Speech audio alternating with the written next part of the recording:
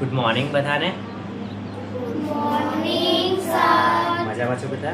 હા. ઓકે, તો આજે આપણે અંકમાં આપેલી સંખ્યાને શબ્દોમાં લખતા શીખવાની છે. એટલે આ જે અંકમાં આપેલી સંખ્યાઓ છે એ આપણે શીખવાનું છે બેટા શબ્દોમાં લખતા. શેમાં લખતા શીખવાનું છે? શબ્દોમાં. તમે બધા રેડી છો? ચાલો, તો તમને મસ્ત રીતે સમજાવી દઉં કે આવી ગમે તેવી સંખ્યા પરીક્ષામાં આવે આપણી, તો એને આપણે કેવી રીતે શબ્દોમાં લખી શકીએ.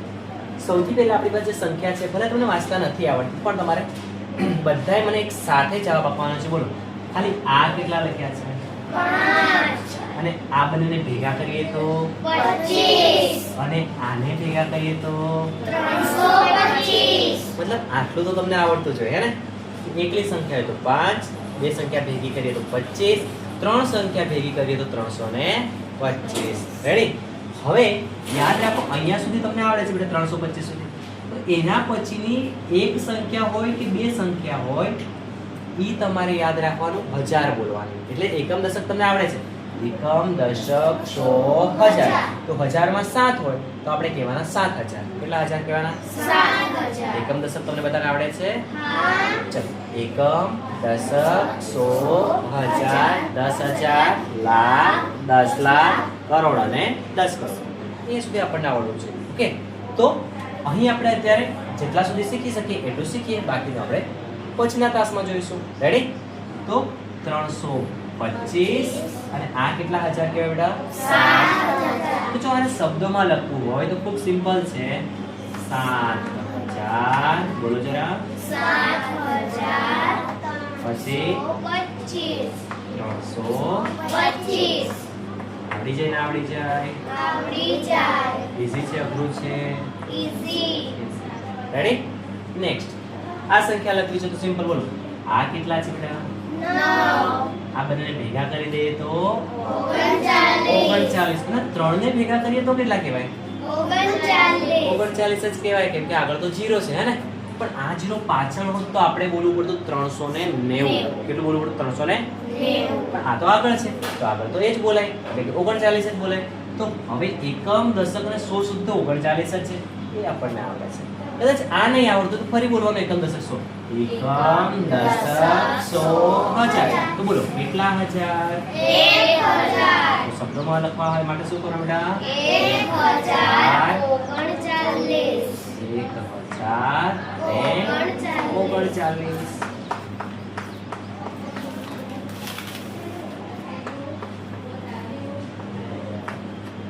આવડી જાય ને આવડી જાય? આવડી જાય. સમજ પડી ગઈ? ચલો એના પછી આ સંખ્યા લખવા માટે પહેલા ત્રણ સંખ્યા તમને આવડે છે? શું કે બેટા? હા, ના ના, અત્યારે બધાને પૂછવાનું છે મારે. ચલો, આ ત્રણ સંખ્યા સાથે બોલવાની છે તો 605. Very good. આ 605 છે. યાદ રાખવાનું બેટા, એકમ દશક સો પછી એક અંક હોય તો એ 1000 બોલાય, બે અંક હોય તો એ 1000 બોલાય, બે અંક હોય તો એ 1000 બોલાય. આપણી ભારતીય પદ્ધતિ છે. પહેલી ત્રણ સંખ્યા સાથે બોલાય, પછી બે સંખ્યા સાથે બોલાય, પછી બે સંખ્યા સાથે બોલાય. રેડી? બે સંખ્યા સાથે બોલાય. જો એક હતી તો પણ 1000 બોલતા હતા, બે હોય તો પણ તમારે 1000 બોલવાના. કેટલા બોલવાના બેટા? 1000. તો કેટલા 1000 કેવા છે? 12605. આપણે લખી શકીએ 12605.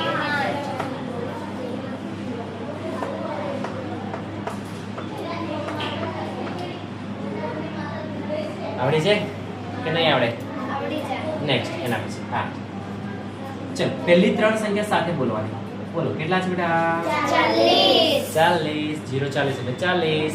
એડ આને શું વાંચીશું હવે આપણે? 30.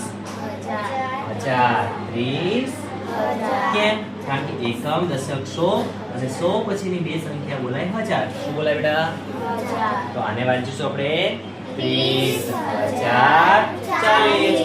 આપણો જવાબ થઈ જાય 30,040.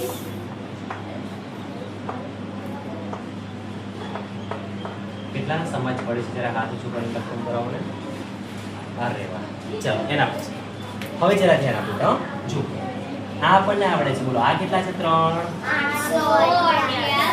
888. 888. પણ આ બે પણ આપણને આવડે છે. બોલો 88. 88 કયા સ્થાનમાં છે? 1000. એકમ, દશક, સો, હજાર. તો આ કે બેટા 88,888. ફરી બોલો જરા. 88,888. આ સંખ્યા તો બાકી રહી ગઈ. એના માટે ફરી પાછું આપણે એકમ, દશક, સો, હજાર યાદ કરવું પડે. એટલે કે એકમ, દશક, સો, હજાર, 10,000 અને આ કહેવાય લાખ. કોના કહેવાય?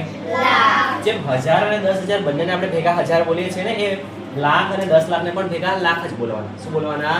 લાખ. એટલે 8 હોય તો 8 લાખ અને 18 હોય તો 18 લાખ. ખબર પડે છે? આવી રીતે. તો આને વાંચીશું 8,88,888. શબ્દોમાં લખવું તો આવી રીતે 8,88,888.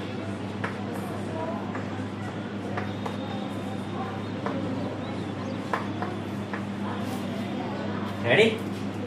છેલ્લી સંખ્યા. રેડી છે બધા? ધ્યાન આપો. તો આ તો તમને વાંચતા આવડે છે, એટલે બોલો. ચલો આટલી સંખ્યાને ભેગા બોલવું હોય તો બોલો જરા. 90,999. અને આને સાથે લેવી હોય તો 99,90,999. એટલે પાક્કું આવડી ગયું છે. રેડી? તો બેટા આ એકમ, દશક, સો આપણને આવડે છે. 1000, 10,000 હોય તો એ બે સાથે બોલવાના. લાખ હોય તો એ સાથે બોલવાના. લાખ, 10 લાખ હોય તો આપણે બોલીશું 99,90,999. અને આ જે સંખ્યા છે એ તમારે તમારી નોટમાં લખીને મને બતાવવાની છે. અને જે મિત્રો વિડીયો જોઈ રહ્યા છે એમને આ સંખ્યાને શબ્દોમાં તમારે કોમેન્ટમાં લખીને બતાવવાની છે. રેડી બેટા? સમજ પડી ગઈ બધાને? ચાલો લખી દો.